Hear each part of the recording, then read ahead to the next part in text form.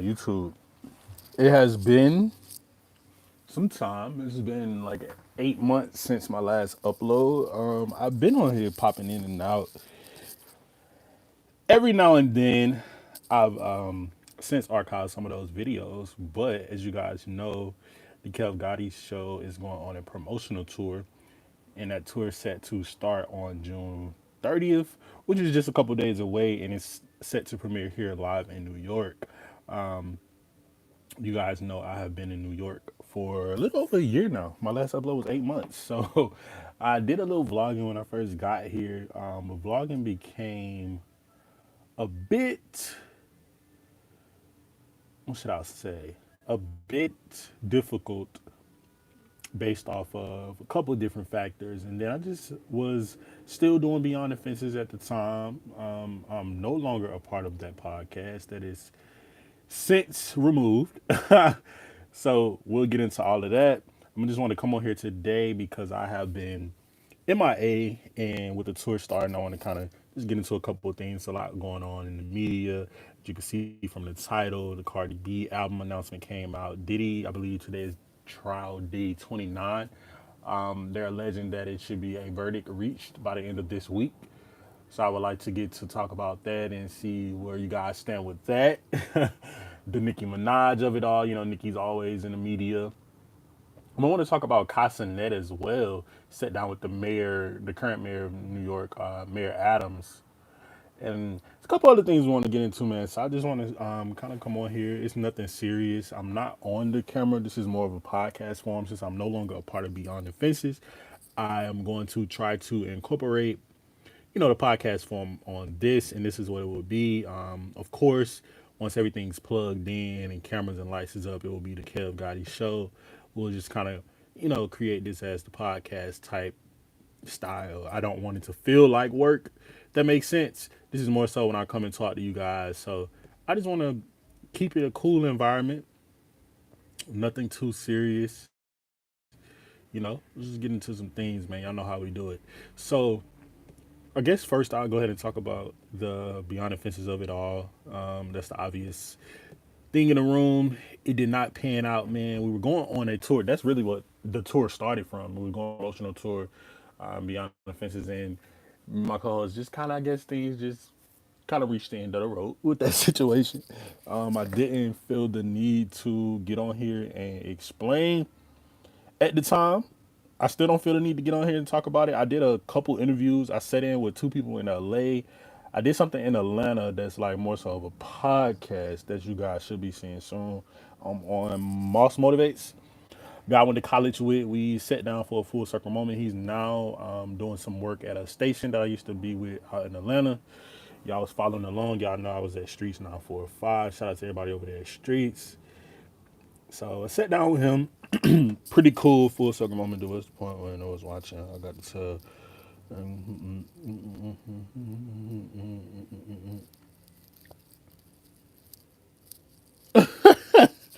I'm doing good. I don't know who this is, but clearly you're mad. So yeah, that was that, and that comment just threw me off. This is why we need moderators for people like that. And I do know that everybody is working. It's the middle of the day. Some people have jobs, unlike that loser in the comments. I don't know. Bro's a loser, but my people come and catch the replay. I'm never doing nothing for live numbers. I would have did it unlisted and then posted it after the fact. But anyway, moving along. Yeah, so with the Beyond the Fences thing, it just kind of like came to the end, and then that just kind of produced me to do the Kev Gotti show. Promotion took us a while. Not promote myself. Outside of everything else that I have going on,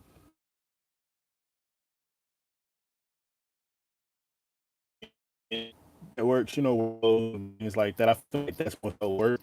I feel like when I come and do this, is more fun, is more chill, and I'm free to do, you know, what I want to do.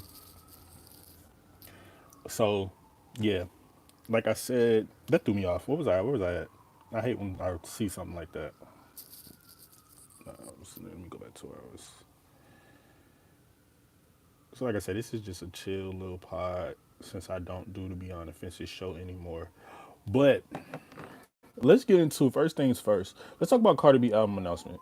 I'm gonna try to drop it in the comments. I know, a lot, like I said, a lot of y'all would catch the pretty much how my lives work. I don't really demonstrate off of the, especially not on YouTube. Now, if we talking about TikTok or something like that, or any other platform, it may be a different story. But I want to talk about the Cardi B situation. A lot of people are up in flames about Cardi B album announcement. Ask me why. I don't really know. According to Twitter, well now formerly known as Twitter is now X. Of course, fans have did they speculations and have picked everything apart more than a little bit, talking about the pre-orders, the songs that are on the album, just everything and above. I feel like everybody found a way to just pick everything apart, but it just goes to show online commentators don't know anything about the music business. They don't know anything about how the business work. You know, when it comes to labels and it comes to artists, it's okay for us to stand our phase and have opinions, but we gotta know the facts before speaking. Especially with the whole Twitter situation. I feel like everybody came on Twitter and they're on Twitter just pretty much with their think pieces when nothing is facts. Let's just be completely honest. Cardi B is signed to Atlantic Records, right? So Atlantic is a label. They don't care what the public assumption or some fans are thinking. What they're thinking about is how they're gonna make money off of these artists that they have signed to them. That they have to put music out for. So why wouldn't WAP and why wouldn't Up be on her album? Yeah, they came out in 21, came out in 2020, the other came out in 2021.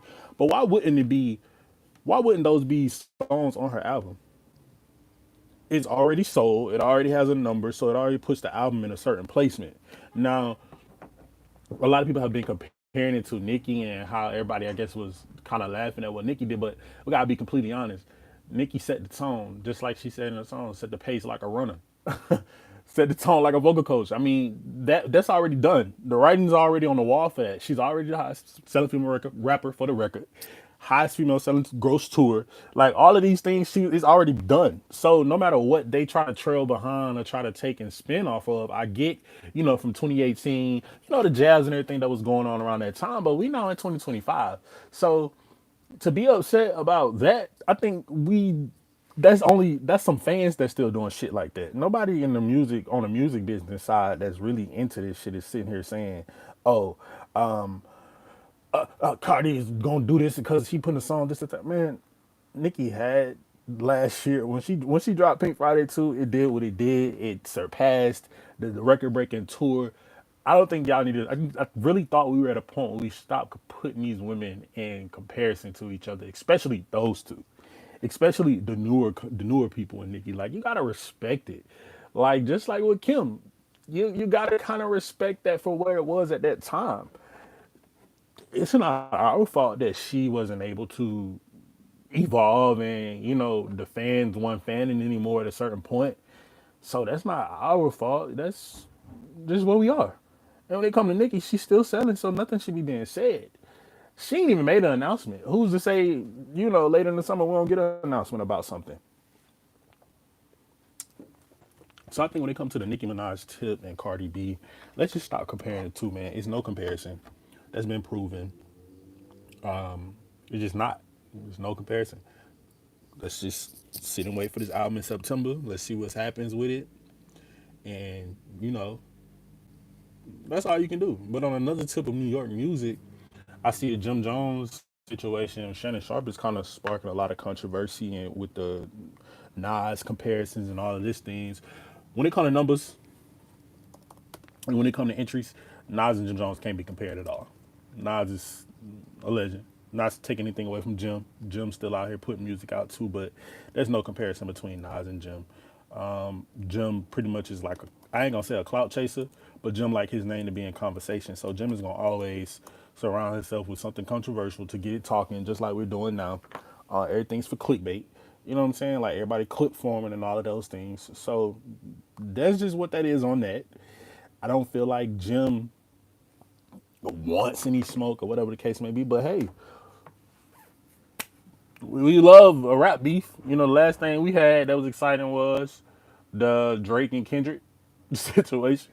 So shit, I would love to see another a couple tracks going back and forth, a little battling type shit. Because I think people from New York really understand the essence of rap beef culture and just not rap beef culture.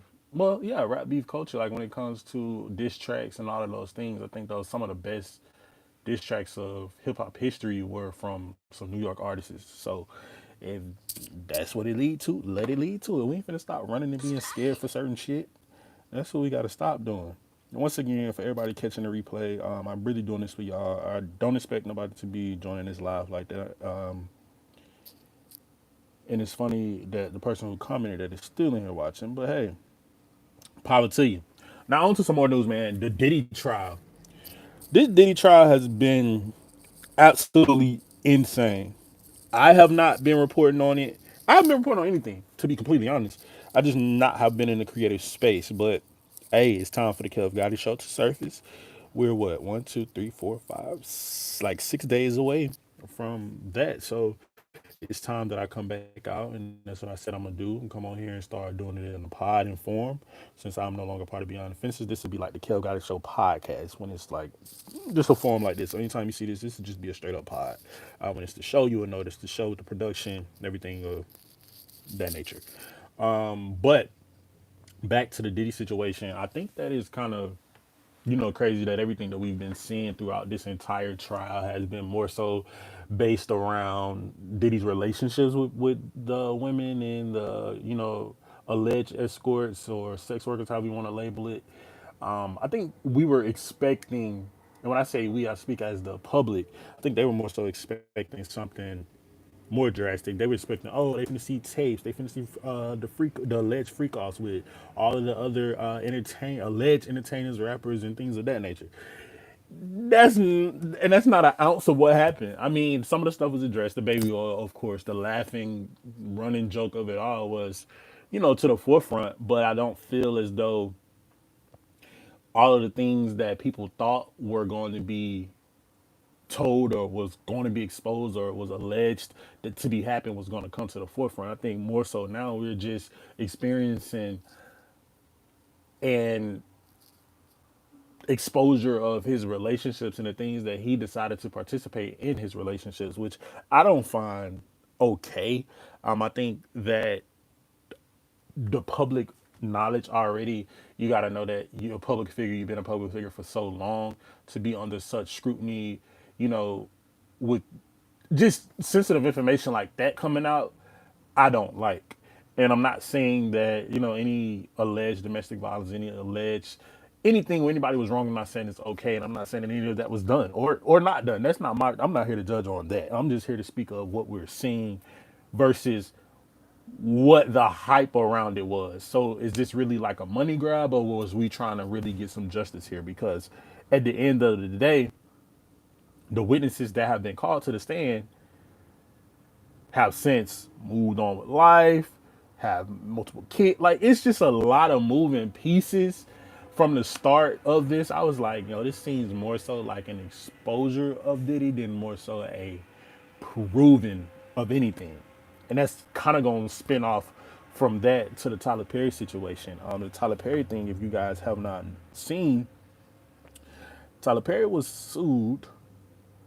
Well, not I ain't gonna say sued. A lawsuit was put out on Tyler Perry from one of his Oval actors that alleged, some sexual assault from Tyler Perry. I believe is what he tried to put out, and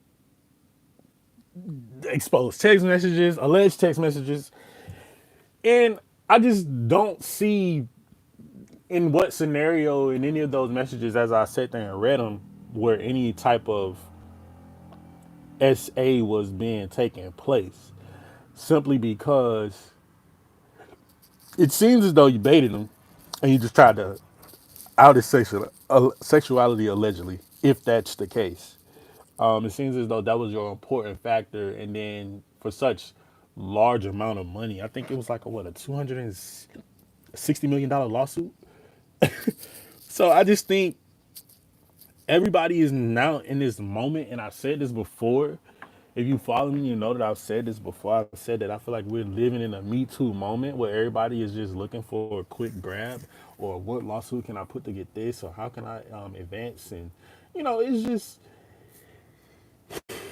it's a tragic situation, and that's what we are as in a place, because it just changes the trajectory of everything when it comes to working with people, when it comes to giving people opportunities.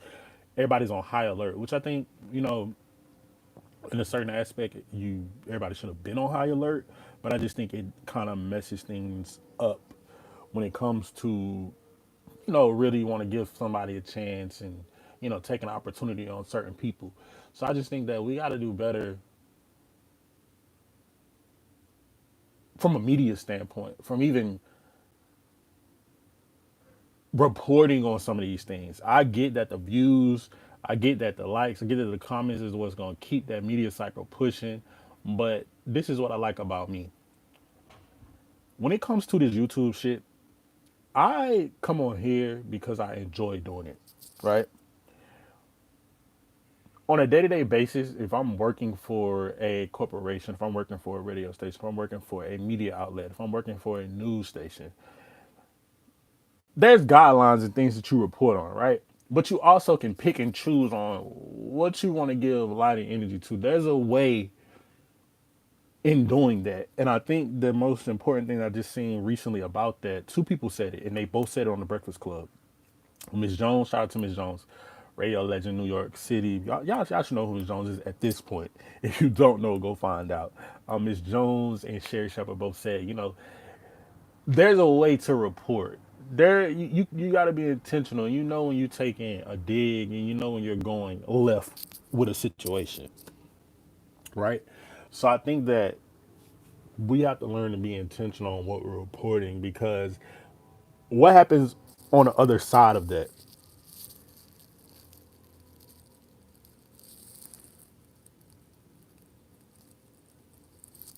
Like, what happens on the actual side of that? What happens when they, those cases are over, they're beat, they come vindicated in a sense. What happens on the other side of that, and you're these outlets that was reporting on that, and just being nasty and running with public consumptions, running with you know false narratives, and then you have to interview those people, or you have to sit down with those people and eventually talk to them one day. How do we go about that? Like, how do you move forward?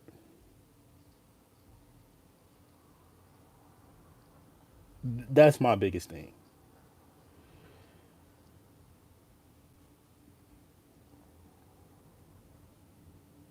So hold on, y'all, because I want to address something. I want to address this comment.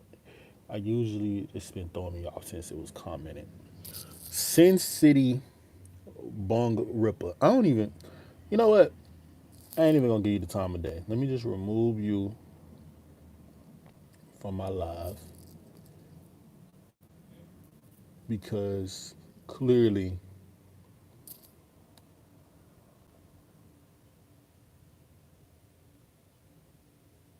you're a damn hater. So back to what I was saying, because I don't give a fuck about that. I get on here and I do this shit for my entertainment. I do this for because there's somebody out there that likes the way I report. There's people that want to hear other opinions. Then not everyone wants to hear the same thing being reported by the same people that's been doing it for 20, 30, 40 years. You get what I'm saying? Like, that's cool and all, but it's time to open the gates for new people. Now, in working in those industries, you got to understand that you still have those people in front of you. So beating them, it's kind of like, and not even beating them, but getting opportunity is very far in between, because those people are holding those spots. And that's just like with Atlanta radio. A lot of people be like, well, why did you leave Atlanta radio this, second, and the third? Atlanta radio is in a weird place. You know what I'm saying? When it comes to radio, you have to look at markets. You have to look at what city is driving the market. So let's pull that up. Let's see who's those top markets. As you can already assume who they would be.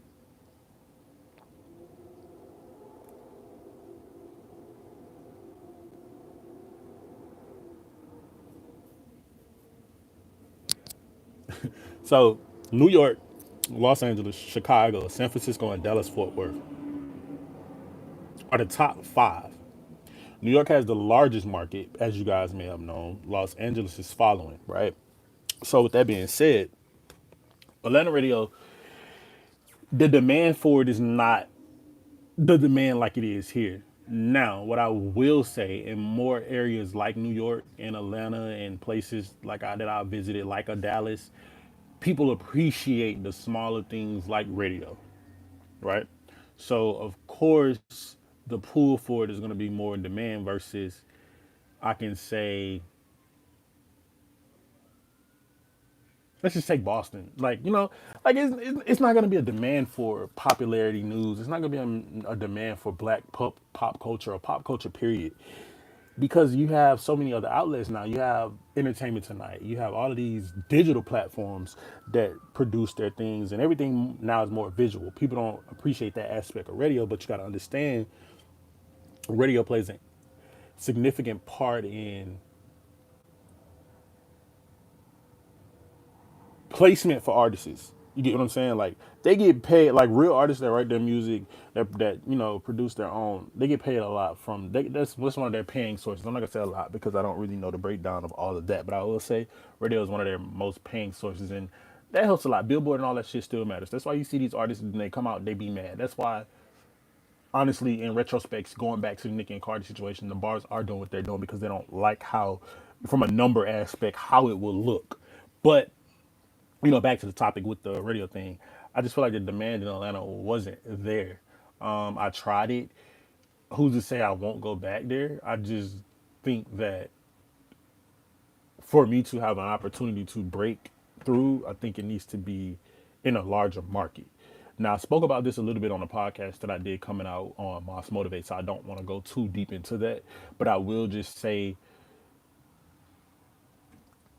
it needs some work.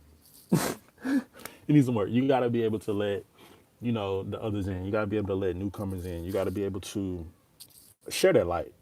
One second, you guys. One second.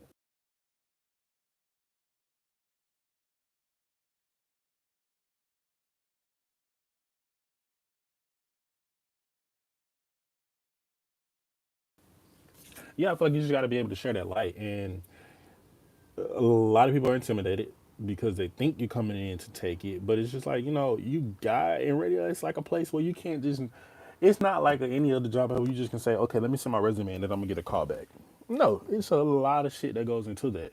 You got to be, for years, it's people that I know been in there working 10 plus as an understudy. You just never know, especially depending on where you are and what station it is and what the market is like. So all that is important. I just feel like in Atlanta it was like a waste in a sense because I was doing it for one at no cost. I wasn't getting anything given back to me. I was promoting and showing up and doing everything off of the strength of me, just hoping for extended opportunity and extended hand. And when the opportunity did not present itself, I understood why, but I still don't know why, if that makes sense. I understood that, I wasn't readily available to sit at a station for 12 hours out of a day. I would go at my assigned schedule time. I would do above and beyond throwing that bracket, and then I'm leaving. Because at the end of the day, I still have a life outside of me, right?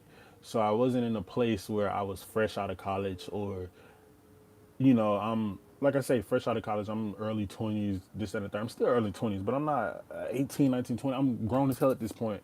I've been in Atlanta for a couple of years, and let me not get y'all too much because I want y'all to enjoy tuning to that interview when he do drop that.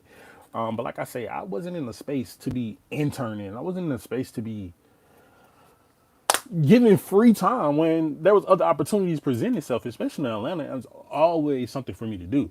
So at that time, I think around that time, the writer strike had just ended. So set had just opened back up. The industry is moving. So I'm going back on set to do things like that, and that's paying me. It's not I ain't the greatest amount. We already at, but I'm getting something in return, and then I'm also leaving here and reporting to the radio station at 5 a.m. if it's before the 5 a.m. or if it's from 10 to 2 or 2 to 6 or 6 to 10.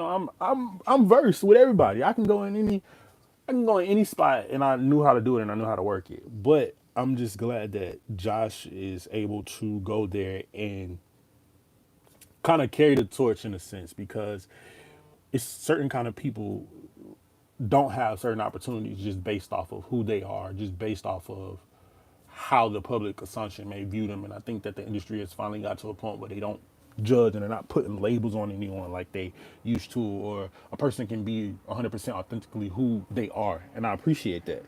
So shout out to Josh. Shout out to Joshua Moss. Like, it's no disrespect there, but it does kind of, you kind of sit back and say, hey, well, how does, what the fuck? I did X, Y, Z. How the fuck is they jumping to step 10? And but that's not here nor there. I feel like what's destined for you or designed for you is for you. So when it came to that, New York was on the horizon. I haven't had much interaction with a lot of stations out here, but I will say I have aligned myself with the right people, if that makes sense. Shout out to the block.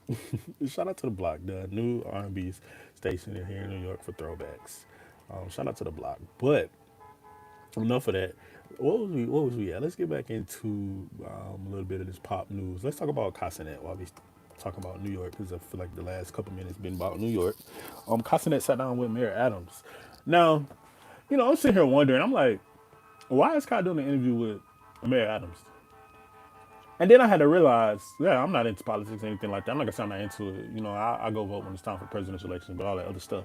But as far as like the values and what the people wanted in the city of New York City, I haven't really been able to get into that because I haven't been here long enough. You know what I'm saying? So I didn't really even know that it was today is the day that you go vote for, what mayor, who you want. And as y'all know, I'm in New York City now. You hear the sirens, so please excuse that and pass in a second. So I'm not really into that. So I didn't really know that today was the day that you had to go vote for the mayor. So it all made sense. Everybody calculated these days. So it was very calculated that he said on Castanet. But I like that Kyle can go into these different places and still stay true to himself. Just like with the BET Awards, it came out that he didn't accept any payment because he wanted to be able to stream and do everything his way and what he's used to. And I think, that's the best way to be. I think people get intimidated by that because you don't fall to the creases of them shaking a little bread in your face. You kind of stand true to who you are and what your platform is and what your platform has done for you. So you kind of always respect that, and that's what I respect about Casanet so much. And he's always giving opportunity back. It's like paying it forward. So when I was seeing this, I'm like, why is he sitting down with him? And then they was talking about the situation with Phantom and all of them when they all got arrested that day, or detained, I will say. When they all got detained for shutting down New York City, it was like, what, 2 years ago now? It was a couple summers ago. I wasn't even living here at the time. I was visiting. At the time, I was, moving and shaking. So, of course, I dropped on. I think I've shared that video on my other social media platforms whenever, they first got out the Sprinter and then the city went crazy. It was over there in Union Square Park. And they were talking about pretty much just how why he don't come to New York and do anything, to, I guess in a sense, give back or show love to the city when he's a New York native. It's kind of like, Kai is down in Atlanta and that's just where he is. That's where all the streams take place. You see family come back here every now and then because you have a spot here. But when it comes to Kai, he was just kind of, expressing all of the things that happened from, like I'm saying, 2 years ago. And I feel from a standpoint, why, if you're really for the people, why is this not a conversation y'all had back then? Castanet had the same. I can only say he grew larger, but he was still a big deal then, and that's exactly why the outcome was what it was. And so I just feel like if you're really for the people, when it comes to, and this is not just anything towards a state level, this is more so a government level when it comes to presidency as well. I think that we got to do a better job than putting people in the faces of minorities and just everybody, not even just particularly pointed towards one group of people when the time is short, when it's beneficial to you. We have to start showing up in these spaces at all times. We have to start showing up in these spaces beforehand. We can't wait to the last minute to pop out and then want to show support. If you're gonna pop out, do that year round. Just like with the Kamala Harris situation, I feel as though your black card wasn't important. And this is alleged. I mean, I'm not putting anything on you, but I just don't feel like your black side or the blackness of what you were associated with was important. I understand in the position that you were in, it's a way to move with professionalism, but at the end of the day, I don't think on a day to day basis you would have been sitting in a black church. You know what I'm saying? For one, your husband is not a black man. That's number one. So I don't think all of these things that she was doing prior to election was like authentic, and I think a lot of people saw that. And when it comes to a vote, you have to be very particular and captivate the audience. And I just don't think that happened. And that's not just towards her. Like I say, that's what goes for mayors, governors, all of the above. When it comes to people votes, especially the new age, we come from a place where a certain age group, they're gonna go out and vote. That's just what they're gonna do. They're gonna go out and vote. They're gonna make sure. And I think everybody should go out and vote. Not saying you shouldn't, but I feel when it comes to wanting the vote of the younger people, you got to be able to get something to offer. You have to get. It has to be an even exchange. It has to be a trade off. But I also think some of y'all was stupid because that's why we're in the situation we're in now. But hey, it's not even know there. Um, been 30 minutes. I didn't came on here and ramble with y'all. I'm gonna log off now. I got a couple more things that we could talk about. I'm gonna go ahead and save it here because I feel like we got into quite a bit. But I'll be back. I'll try to come on here every single day leading up into the KevGotti show because that's going to be completely different. It will be nothing like this. But I'm just chatting with y'all. And like I said, this is for my replays. So when y'all see it, drop a comment, leave a comment, tell me something. Let me know what's up. Give me some ideas for some more vlogs y'all want to see. And I'll be back soon, man. But until then, KevGotti show, we out.